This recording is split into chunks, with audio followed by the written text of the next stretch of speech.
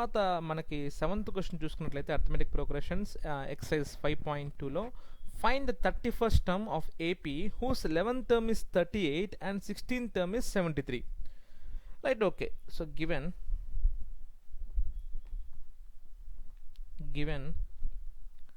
11th term. So 11th term symbol ఏంటి మనకి A11 is equal to 38 and 16th term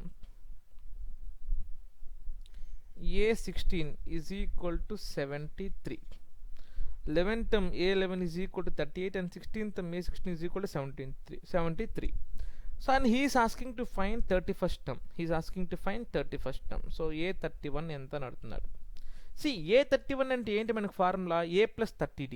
A31 అంటే ఏంటి మనకి A ప్లస్ 30D. అయితే ఇది కనుక్కోవాలంటే మనకి ఏ వాల్యూ తెలిసిందాలి, డి వాల్యూ తెలిసిందాలి. సో A31 కనుక్కోవాలంటే మనకి A value, D value తెలిసిందాలి.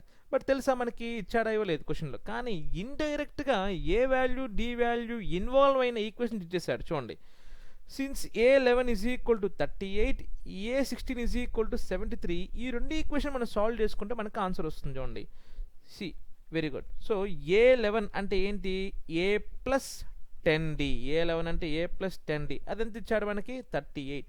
A11 అంటే ఏంటి, A plus 10D, that is 38.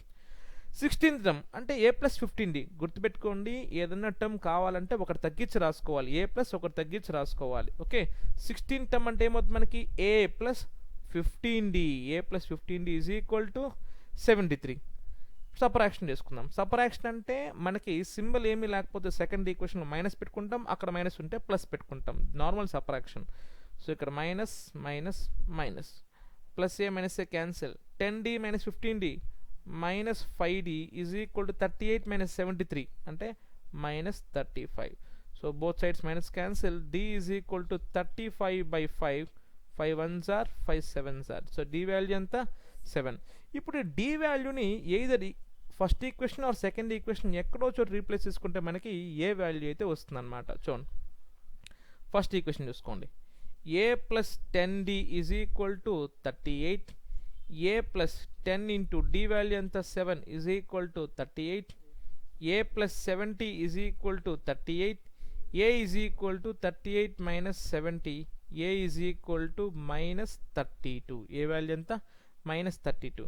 So A value వచ్చింది, డి వాల్యూ వచ్చింది. సో ఏ వాల్యూ, డి వాల్యూ రెండు వచ్చేసాయి కాబట్టి ఇప్పుడు మనం A31 ఈజీ కనుక్కోవచ్చు. ఓకే చూడండి, సారీ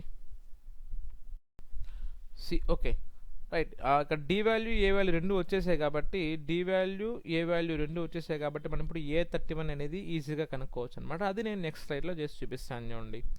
సో హియర్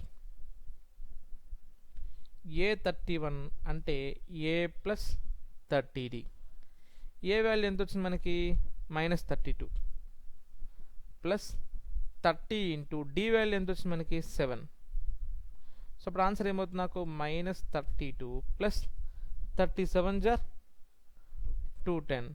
సో 210లో 32 పోతే ఎంత, 210లో 10 పోతే 200, ఇంకో 22 పోతే ఎంత అవుతుంది నాకు 178. So A31 is equal to 178. So 31st term అంటే మనకి 178 అనమాట. Okay, so right. సో ఇది మనకి ఆన్సర్ అనమాట. ఈ విధంగా కనుక్కోవాలి. ఓకే, సో మనకి ర్యాండమ్గా 2-3 టర్మ్స్ ఇచ్చాడు, 11th టర్మ్ ఇస్తాడు, 16th టర్మ్ ఇచ్చాడు, బట్ మనకి ఇంకో టర్మ్ కనుక్కోమంటాడు. అప్పుడు ఈ విధంగా చేసుకోవాలి.